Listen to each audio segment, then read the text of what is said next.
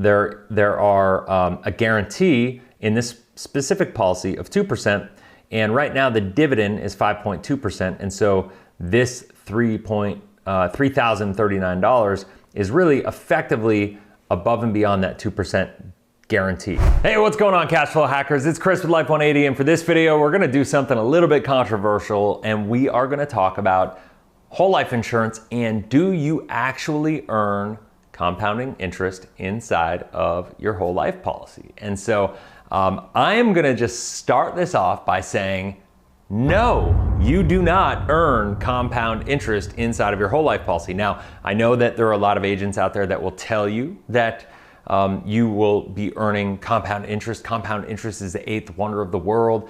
He who understands it earns it. He who doesn't pays it. That kind of stuff. That Albert Einstein, I think, has been falsely credited with that. I don't think anybody really knows where it truly came from. Makes sense that Albert Einstein would say something like that. But hey, the bottom line is you do not earn compound interest inside of your policy. But I'm going to show you why, even though that's not the case, that a properly designed whole life insurance policy is still an extremely powerful tool that every single person should have, and why you don't earn compound interest.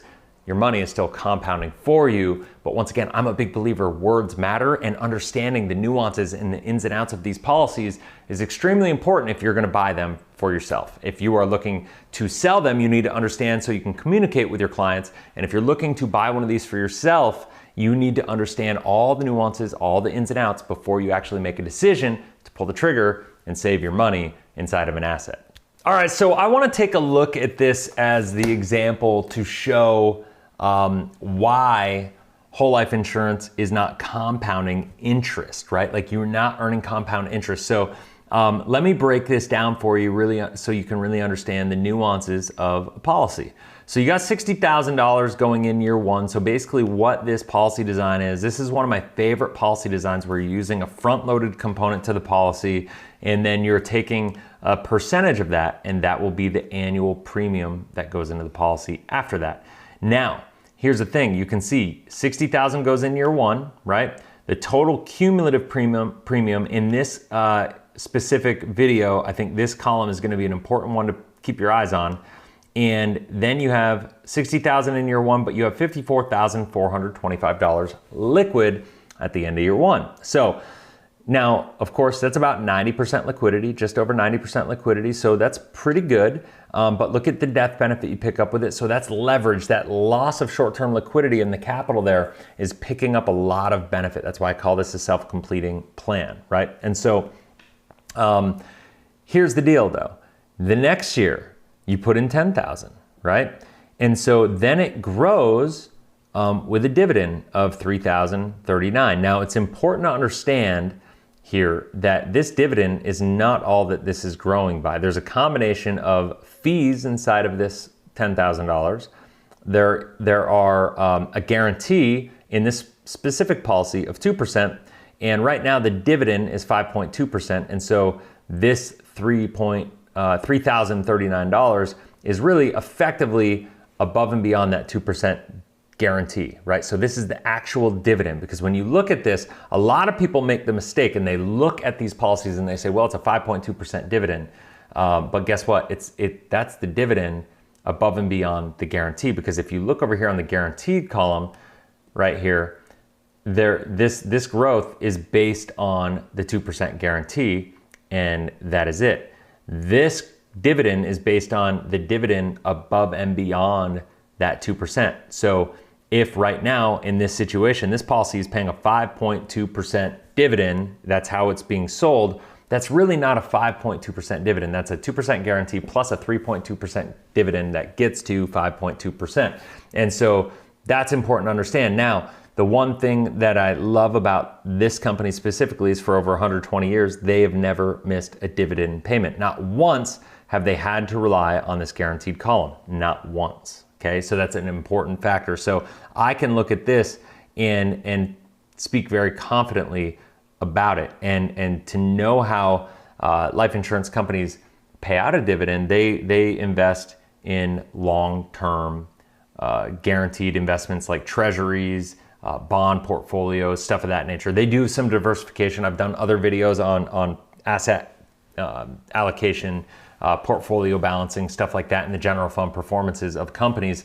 But the bottom line, that's the details of that don't really matter for this video. But once again, I think that's the kind of stuff that you should understand. If you're going to put your money with a life insurance company, understand that, you know, you're basically, what you're doing is you're taking your safe, guaranteed, accessible money that you want to keep, and instead of you trying to manage the purchasing power of that money against inflation long term, you're giving it to an insurance company and you're saying, hey, take your 150, 160 years of success, 120 years of success doing this as a mutually held company, and help protect the purchasing power of my money. Because that's what insurance companies do better than any other institution in the financial world. A participating mutually held company, when you're a policyholder with them, you are participating in the success of the company. And so, i.e. the general fund and all the other lines of products that they have.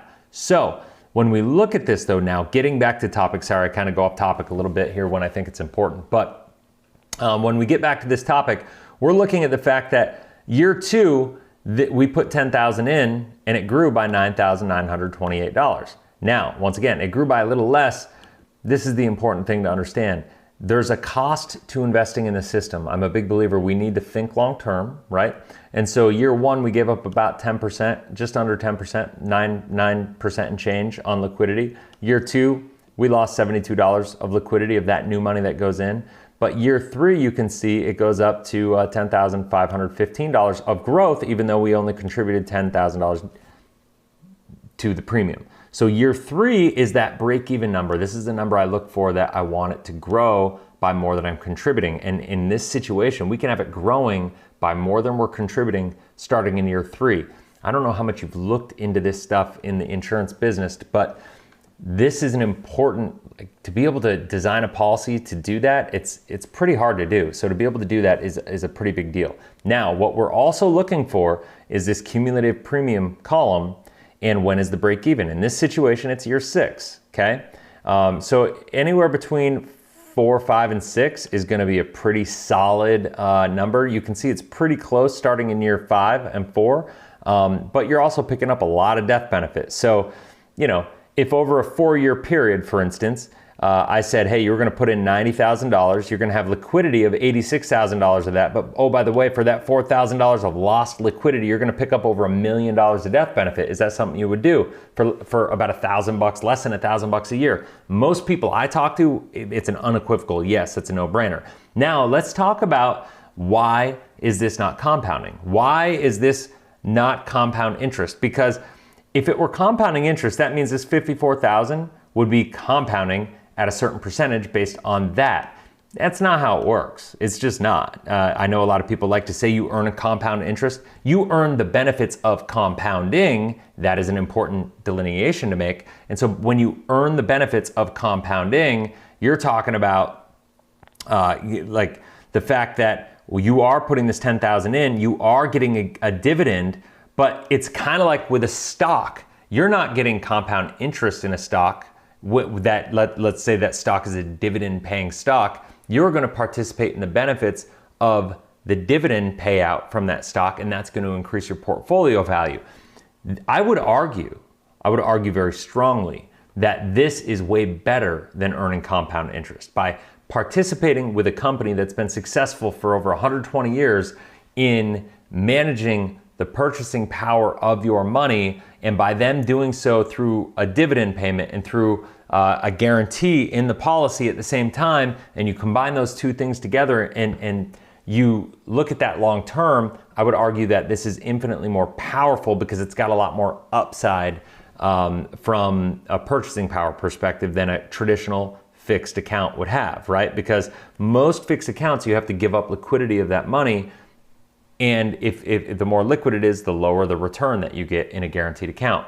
If you're able to lock it up, they'll typically give you a little more return on your money. But the beautiful part in this situation is you can have the benefit of life insurance, you can have the liquidity of the capital, and you get better returns, better guarantees, and more upside through the participation of the dividends with the company. That's a big deal. Now, when we look at this, remember I saw year 6 is kind of the break even, but here's the deal. A lot of times people say, hey, Chris, well, how long do I have to pay into this? And I'm like, well, you only have to pay into it technically for 7 years because it's 7 paid tests, and there's a lot of things. Like I said, I've done other videos on that. But here's the bottom line. Once you get through year 6 here, it's even, right? You can see year 7, you put in 10 grand, it grows by 13,495. By the time you hit year 10, you're putting in 10 grand, you've put in 150,000, and you're ahead.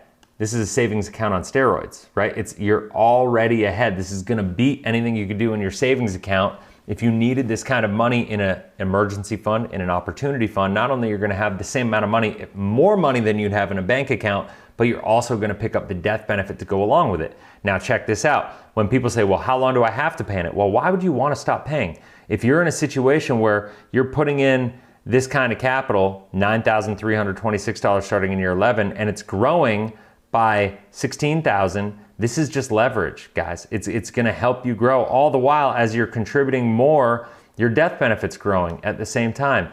And so that's a really, really important thing to understand. This is the compounding you earn, the dividends, right? You can't really put a number on this. And what I'll do is I'll tell you that these numbers right here are based on today's low interest rate environment. I'm a big believer that the actual results of this policy, if somebody were to buy this policy based on this illustration, there's no guarantees. Nobody has a crystal ball, but I believe interest rates are gonna go up. I believe general funds are gonna go up in performance because the fixed market is gonna get better, kind of like what happened in the 70s and 80s, right? When the 80s happened, interest rates were low in the 60s and the 50s, and then the 80s happened, or the late 70s happened, and then the 80s happened, and when that happened and the interest rates went up, general funds went up and dividend rates went up. And so that's the beautiful part. The markets ebb and flow, and by having the money inside of a whole life policy, all of your money, the bulk of your money is participating in the profits with those companies, and they're managing your long-term purchasing power risk. And so that is the power here. This is why I believe every single person should have one of these policies as a foundational component of your financial life. If you don't understand that, or if you have any questions, feel free to reach out. This is one of my passion points in helping people regain control of their financial life. I'm a big believer that whether you are really successful already or whether you're just trying to crawl out of debt or do something of that nature, I'm a big believer that having a properly designed whole life insurance policy should be a cornerstone foundational asset of your financial life. This is one of the reasons that banks are the largest holders of whole life insurance in the world, with billions and billions and billions of dollars in whole life insurance, because of the fact that they understand they are allowed to have whole life insurance as a tier 1 asset on their books. So think about it that way. If the banks are doing it, you're keeping your money in the banks are keeping their money in whole life policies, why wouldn't you take and keep some of your money there as well? It's just leverage. It just makes sense. And when you look at the numbers and you start saying, okay, yeah, I need some guaranteed money, I need an emergency fund, I need an opportunity fund, I want to have some money aside, I probably should have, access to some of the benefits that this thing provides me. Why would you keep money in a bank account? It just makes no sense. I think once people understand this, keeping your money inside of a bank account just makes no sense, and that's what it comes down to. So if you want to learn how you can do that for yourself, reach out. There's a link down in the description below. Go down there, set up a call with one of the Life 180 coaches. They are certified, endorsed. I've given the stamp of approval to anybody that you would talk to on there, and it literally is no pressure. One of the biggest things that I am a huge advocate for is education. That's one of the reasons I do all these videos. I believe nobody should put their money into anything that they don't understand. So the goal of this clarity call is for you to have a pure understanding about your situation, your circumstances, your finances, and understand if you're gonna put your money here, understand the nuances, all the ins and outs of the product before you do it. So that's it. If you have any questions at all above and beyond that, leave them in the comment section below. I'll do my best to engage with every single one. And as always, if you haven't already, please subscribe, hit the bell, that way you get notified every time I launch a new video. It really helps the channel out. Like this video, share this video, get this out to more people, agents, people who are interested or maybe you think need to know about this strategy. Please share it with them. And that's it. Have a blessed, inspirational day. We'll talk soon. See ya.